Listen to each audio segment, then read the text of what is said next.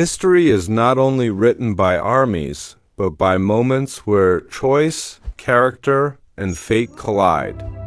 In the grand tapestry of Southeast Asia, countless battles have been fought, empires have risen from dust and returned to it.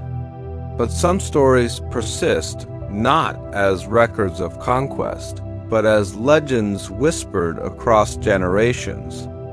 This is the story of one such legend, a final, fated duel between two of the greatest generals of their time, one Khmer, one Siamese, a confrontation where history held its breath.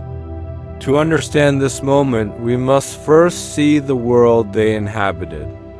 Mainland Southeast Asia, in the centuries following the zenith of the great Khmer Empire, was a landscape in constant flux. The once unrivaled power of Angkor was receding, its vast territories fragmenting. From the west, a dynamic new power was ascending, the Siamese kingdom of Ayutthaya. This was an age of relentless warfare, where borders were not lines on a map, but shifting frontiers defined by the reach of an army. In this crucible of conflict, survival depended not just on the strength of walls or the size of a levy, but on the brilliance of a single commander. Generals became more than military leaders.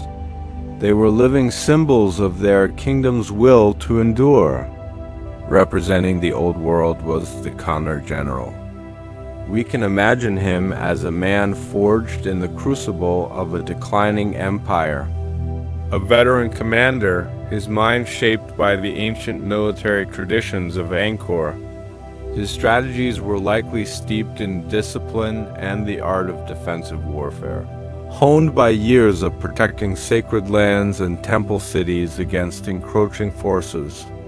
He would have been a master of logistics, of using the terrain, the dense forests, and winding rivers to his advantage. For him, this was not merely a war for territory. It was a sacred duty. His loyalty was bound to 1,000 years of history, to the majesty of the God Kings, and to the stone temples that were the heart of his civilization. There is a tragic depth to such a figure, a man standing as the last guardian of a fading golden age. Opposing him was the embodiment of the new era, the Siamese general. Hailing from the vibrant, expanding kingdom of Ayutthaya, he represented ambition and momentum. His art of war was likely different, founded on mobility, aggressive tactics, and the element of surprise. He would have been a charismatic leader, capable of inspiring fierce loyalty and building morale among his troops, men who believed they were forging a new destiny. He was not defending a legacy, he was creating one. His campaigns were marked by swift advances and a keen understanding of psychological warfare, knowing when to strike to break an enemy's spirit. He was the force of change, the relentless tide of a rising power. For years, the paths of these two great commanders ran parallel, but never crossed. Their reputations grew in the stories told by soldiers around campfires and in the reports delivered to their respective kings. One campaign would see the Khmer general successfully repulse a Siamese incursion, his tactical genius celebrated in the courts of Angkor.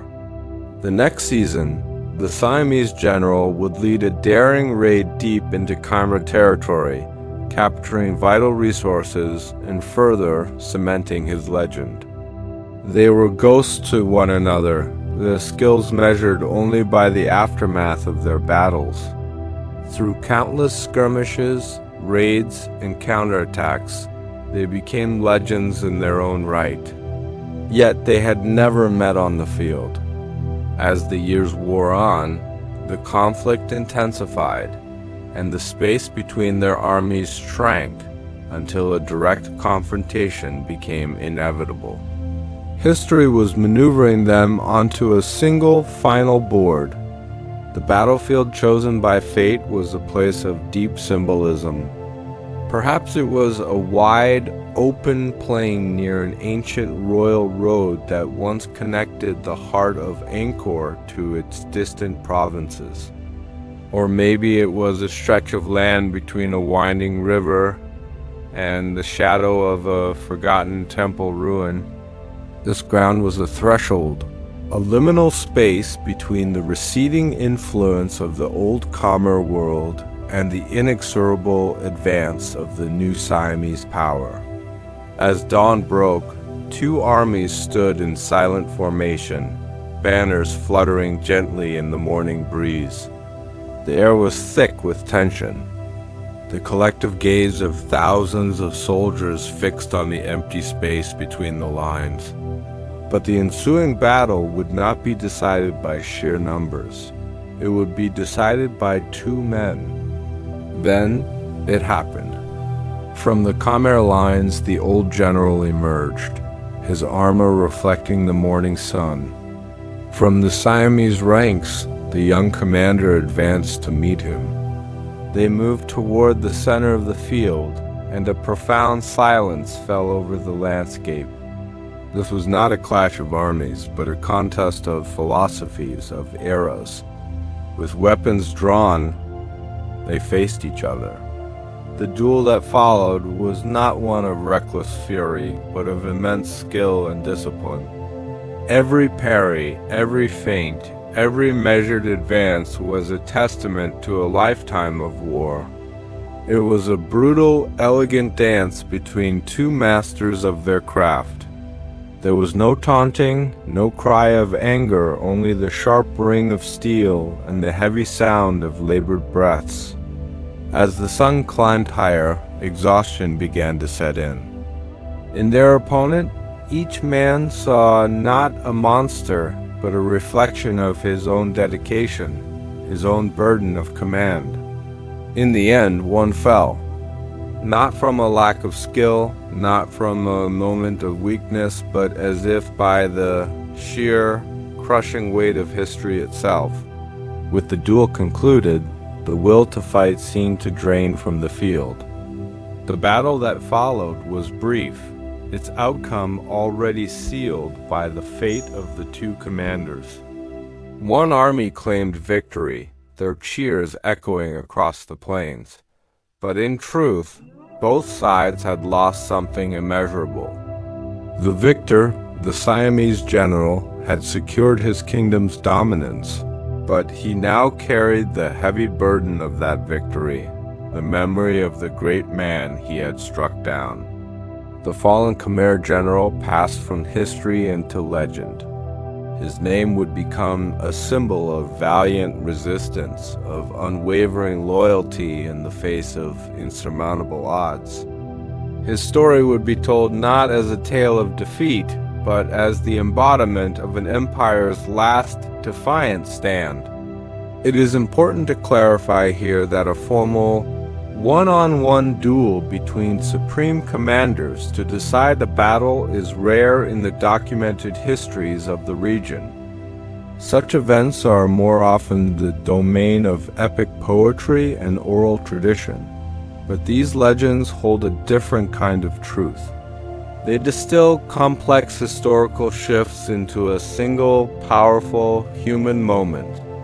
The duel between the Khmer and Siamese generals is not a literal account of the specific event, but a symbolic representation of a grander process.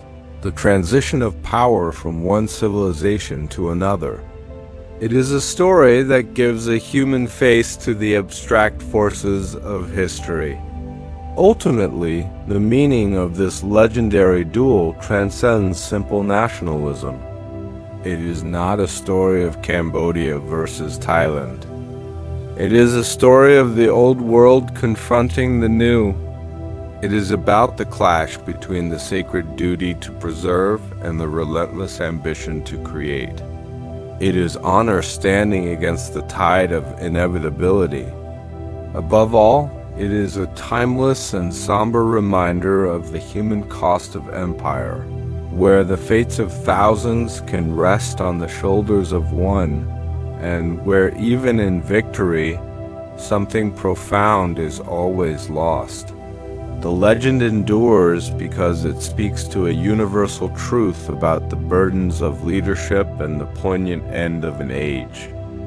And so, we are left to reflect on a deeper question. When empires rise and fall, when borders are redrawn and new flags are raised, what is truly remembered? Is it the outcome of the battles, the names of the victors? Or is it the courage, the sacrifice, and the humanity of those who stood at the turning points of history at the very end of an age? Thank you for watching. If you found this journey into the past meaningful, please consider subscribing for more stories from history.